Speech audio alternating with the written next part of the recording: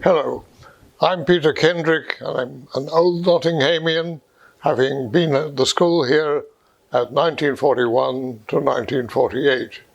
So I came when the World War II had already been in progress for a couple of years, and I left the university, as I said, in 1948. It's been a long life and a very varied one, lived in different places around the world. And I was reading the newsletter put out by one of the societies of which I was for 13 years the honorary secretary of a car club in Scotland. And it occurs to me that it's very final when you leave this planet, that nobody, unless it's been recorded, can know what happened in your life the way that you do. And so I have been happy to help the team at NHS to try to put on record some of the things that are important, I think, in the history of the school. It was my mother who engineered the fact of my coming to take the Nottingham High School exam. This was for the foundation scholarship, of which they were awarded 5 in a year. So it was something to be prized, I think. It's interesting that I hadn't looked either forward to it with great anticipation, or it was just another thing that I did, and this would have happened to be on a Saturday morning, and that was the extent of it as far as I knew. I hadn't many lines of communication because I am an only child, and I didn't have family members who went to the school, or means of knowing about the school or its reputation that it might have. So this is all something I did, and eventually the report came along that yes, they'd awarded me a foundation scholarship, which was very convenient because on a teacher's salary, which the household lived on, you would not be able to afford the kind of fees that NHS asked and had to ask, I suppose. So that was how I came to the fact of joining NHS. I walked. Took about 20 minutes. We lived up in the Sherwood Rise direction of Nottingham, and so I just set out and walked in the direction of the Nottingham Forest, the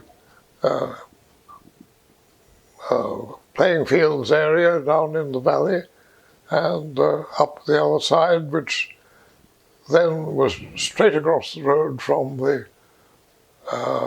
school playground facing in that direction, and that was straightforward. When I came for the oral interview in the later stages of the process of being selected to be one of the people who got the scholarship, I remember one of the masters, Tubby Hardwick, heaven knows why I should remember who, had asked me how I had, it was in this room, how I had got to school for the interview. And I trotted out in sequence the names of all the roads that I came to get from home to here in the school. And when I came to the end, he said something like, obviously the shortest route, which I remember caused some mirth in the very first time I ever came into this, which was then the headmaster's study. I only came in my 7 years as a scholar, a pupil at NHS. It was one of, I think, only 4 times I was in this room, which was a good thing in those days because people came to the headmaster's study also for corrective action. He was the wielder of the stick if it had been required. Mostly the prefects administered corporal punishment, but sometimes the head did it himself. Typical day for me at NHS, well, this would be, I suppose, a similar answer from other people too. I can't be sure of the precise time of starting, but it was around 9 o'clock. And then we had, first of all, every morning, throughout the 7 years that I was here, I don't doubt, throughout the whole 20, 30 years that C.L. Reynolds was headmaster here, we had 15 minutes in assembly, which in my time, because they now call the player hall here, had come into use by then, just before the war, 1936, I think. The school assembled in this hall, which accommodates about 600 people, on what in those days were the most uncomfortable chairs you could ever imagine. It's rather a penance that people who came, for instance, to the school play or an orchestral concert or something, they had a penance for having agreed to do this. That was from about 9 o'clock, say, to 9:15. Then we all went our different ways to lessons. The school operates a system whereby the pupils move around to the masters who are going to give a lesson, rather than have the masters go to the pupils sitting in one spot. So before lunch being, I think I'm right in saying, at 1:10, and that gives enough time for 3 periods, as we call them. 2 before the bell, and then a break for milk in those days, and 1 after that mid-morning break. Then it was lunchtime wherever you happen to get your lunch. It could be provided by the school, you could buy lunches, or it might be one you brought sandwiches from home. You couldn't buy sandwiches here, but you could eat your own sandwiches if you had brought them. That then gave place to afternoon school, which was, I think it was a couple of periods with a break between, and then the final bell of the day went at 4:10, and people streaked out home. And in those days, things like school runs just didn't exist. Not that they'd never been heard of. People didn't have usable cars. To begin with, very few families had cars. And secondly, those who had got the means didn't have the petrol to be able to run them. So what has apparently seems to have become established as a school run was, as I said, didn't exist. In your time? I just want to clarify how we are using how we are using the word tutor in this conversation, because when you entered the school, certainly at the age level that I came in, which was 11, you were put into one of the 4 houses into which the membership, the pupils in the school are allocated. I happened to go into Mellors, the others, and that was a fixed thing throughout your school life from there on. As to remembering particular ones, I'll just talk about teachers in this respect. People taught particular subjects, of course, and in general, I think they were all very good at their individual known subjects.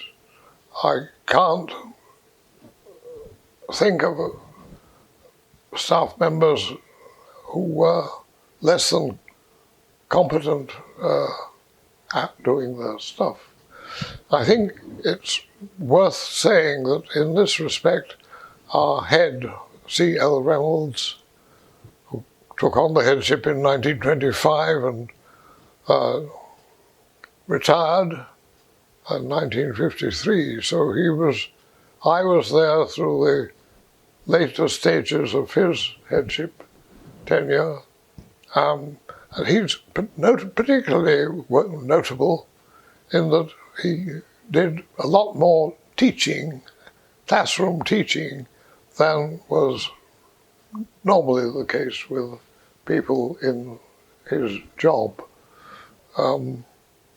His subjects being physics and mathematics, and it was a good thing for him and for the pupils, I think, to get exposure to each other as we progress through the higher levels of the school, to get it direct to and from the head. Otherwise, all people, and I ought to say a bit extra about the people who took on sports tuition, I suppose. They all were very able in their job. Some of it became a bit awkward sometimes in the war years because members of staff had been recruited to the forces in some cases and had been replaced in various ways for the duration of the war. So some of the older and already retired masters came back during the war and stayed until their need had disappeared because the war ended, and their colleagues, who thankfully were still alive, could come back and take their places. It was nice to see the smoothness with which it went, because the war having ended in 1945, this sort of switch across was in, let us say, 45, 46. There weren't all that many cases in a staff, I suppose, of about 30 people. There were maybe 4 or 5 that this applied to in terms of returning to their previous jobs. But as I mentioned a moment ago, each person was a specialist in his designated, or her, in a very few cases. We had about 4 members of staff out of about 30 who were women. In the case of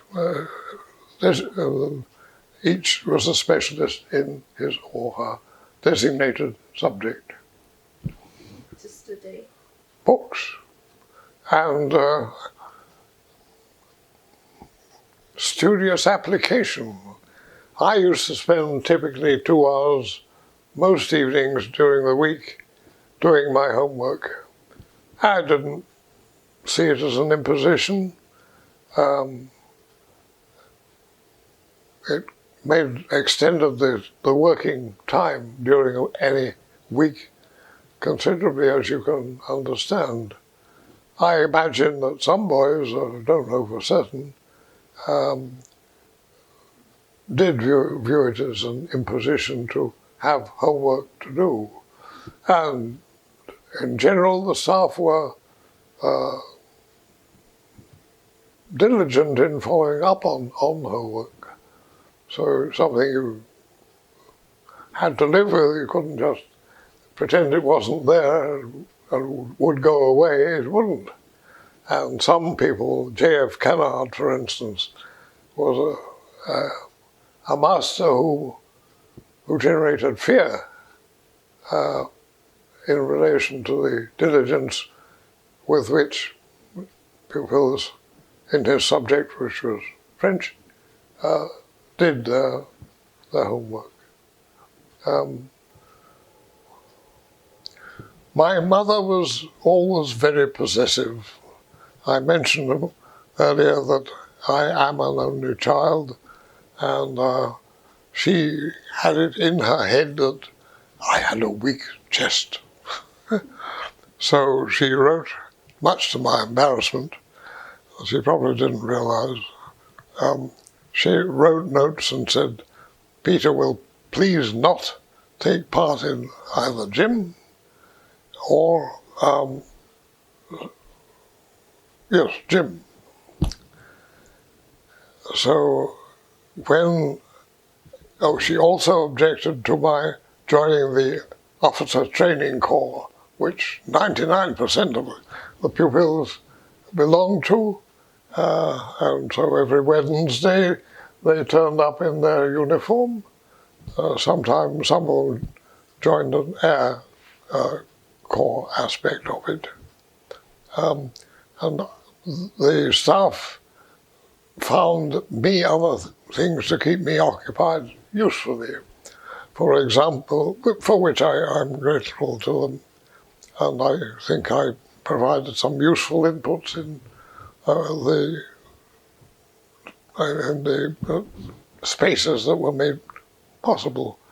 For instance, when other people on a Wednesday afternoon were out bashing the playground on parade, I was in charge of a little activity called the book room, which was run from a little room off one of the form rooms.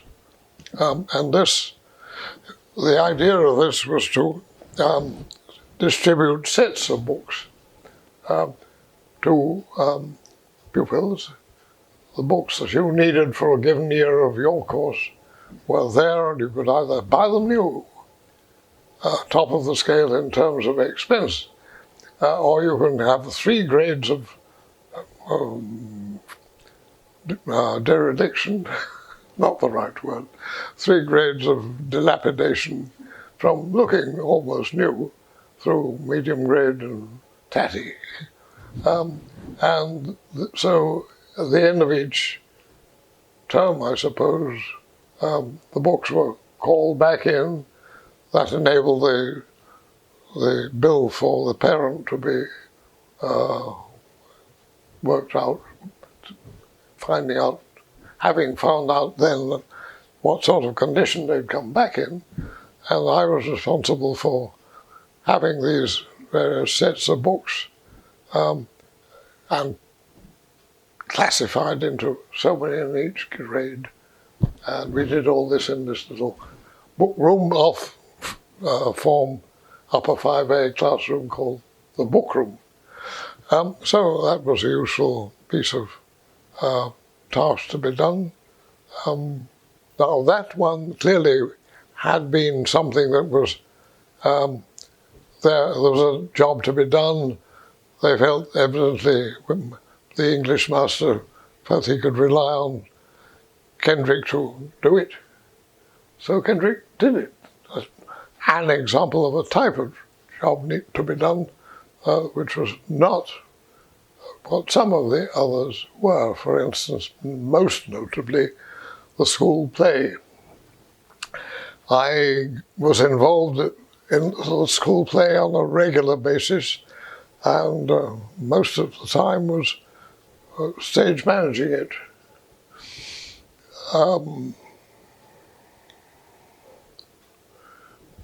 My very first input to it was to make the properties and be the property master, as this job is called, for the production. In the production of Macbeth, which was being done as the school play for 1941 or 2.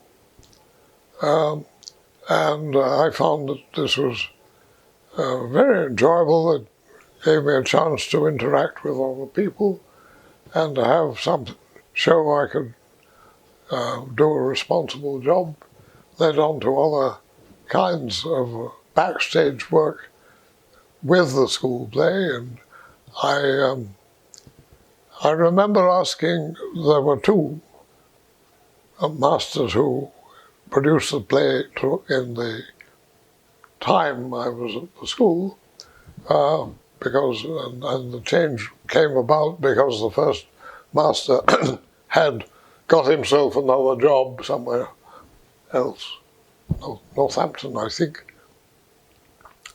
And I asked the second of the masters, who had consistently got me to stage manage it in the run of the things, and he said, I wanted you, Kendrick, because I could see you knew what you wanted and you were determined to get it. And I take that as a compliment.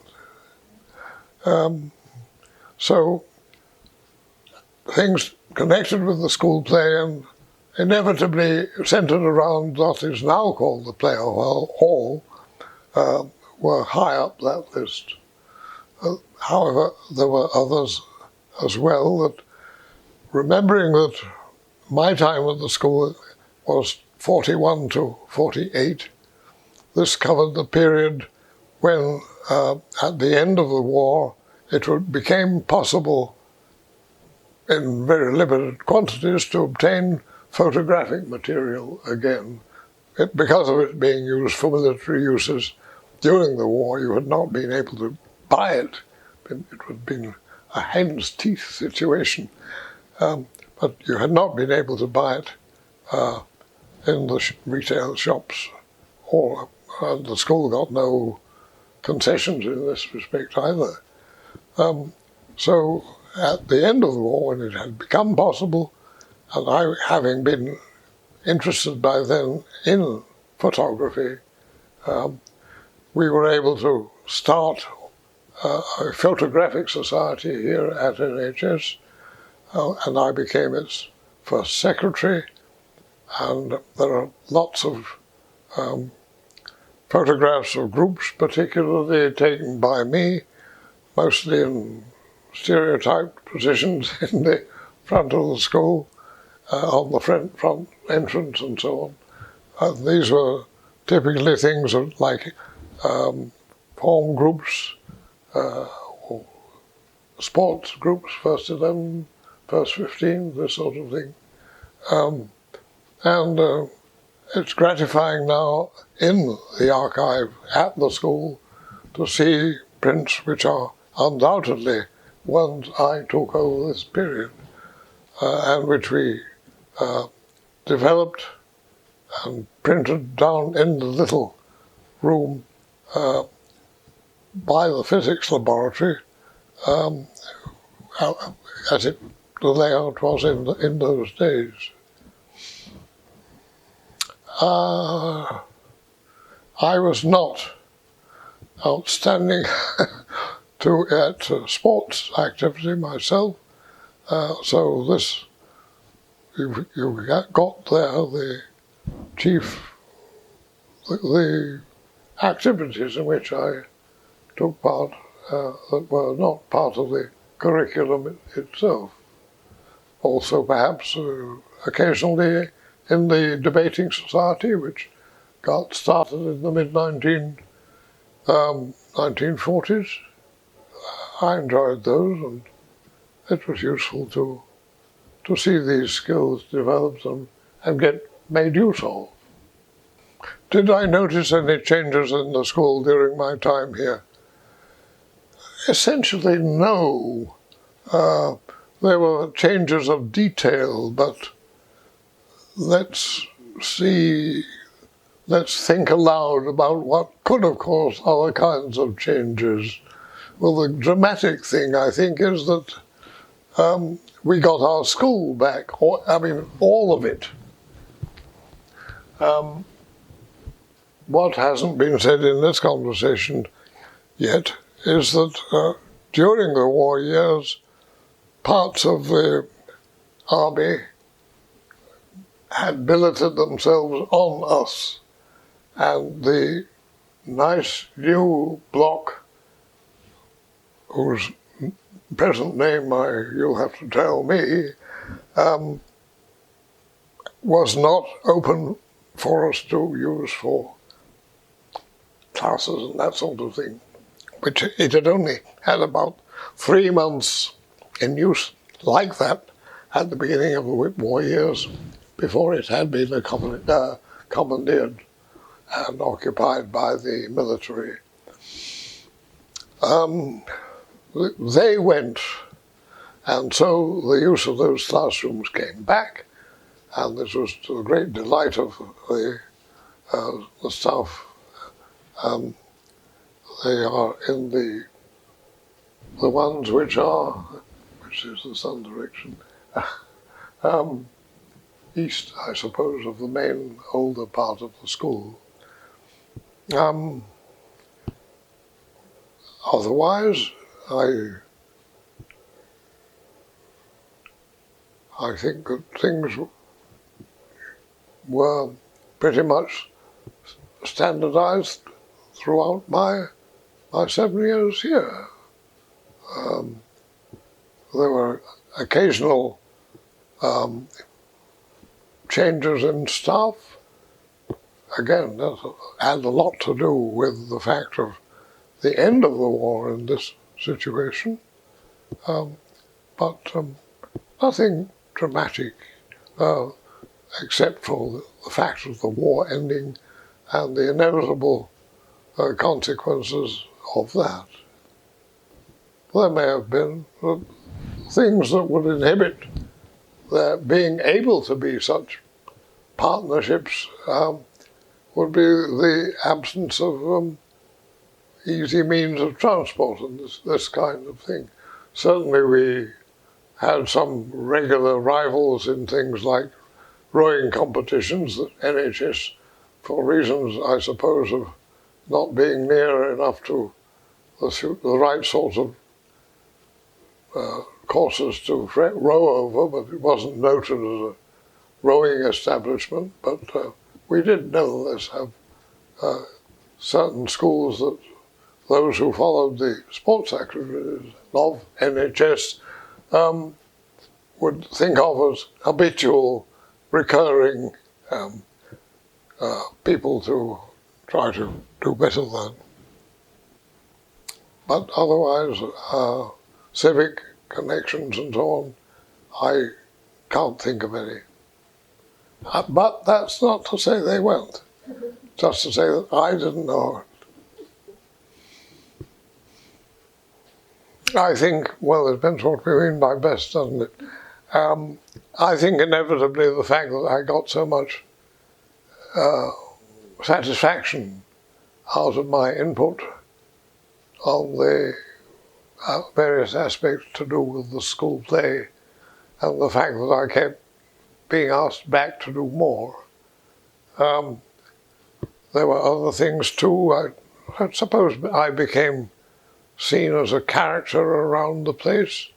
Latish, in the mid-40s,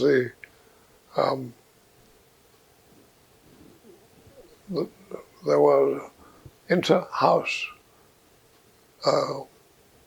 competitions that involved, set up to do with a music contest, and I was, to my surprise, because I had only been having piano lessons for a couple of years at this point, but I was asked to take charge of it on behalf of Mellors, which was my house.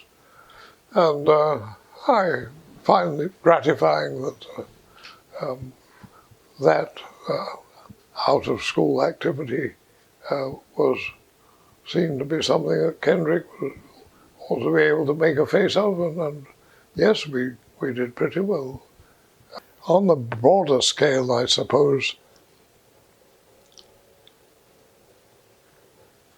I had a very varied and interesting life and working life, and in different places, different parts of the world in some respects, and including 11 years in Hong Kong at the end of my working life. So that I am very glad that the school enabled me, or set me up to get the jobs that I've been able to take such satisfaction from. And,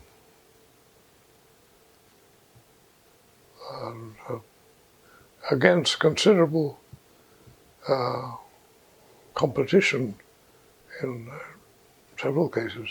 So when you said that when you passed the exam to come here, and you said you were proud to get a place at the school, do you feel that that has helped you with everything what you've achieved afterwards by coming here? Yes, undoubtedly so. I say that without having any greatly detailed knowledge of what life would have been like if I had gone to the other school that most people who went to when they left the primary school I was at, which was Stanley Road. Most people went to High Pavement, a school which doesn't exist anymore. But that was the place most people went. So yes, I do give a great thank you to NHS for investing in me. Well, let me start the answer by saying my memories of these events, which happened, as you indicate, only a very small number of times in the time I was here, because there's only one of them each year. Yeah. I suppose that this is semi-guesswork. It may have been the frequency of the events in a public setting was limited by the fact of it being wartime. But the pattern of them seemed to be similar each year. And I do remember that the speech day was held at the Albert Hall in the centre of Nottingham. Founders' Day I do not clearly remember, I must say. But these were the times when parents of existing pupils could come, and there was the opportunity for the school to display itself and to tell people who were the outstanding pupils in different ways. So it's a useful piece of public relations, I think, but very limited opportunity during the course of any given year. Did you receive any prizes during your time here? I am reminded that I got a prize in about, out of my 7 years, it would be about 5 years in, I got a prize for literature, I think, but I can't remember the first thing about it apart from that. Prizes. No, not all of that.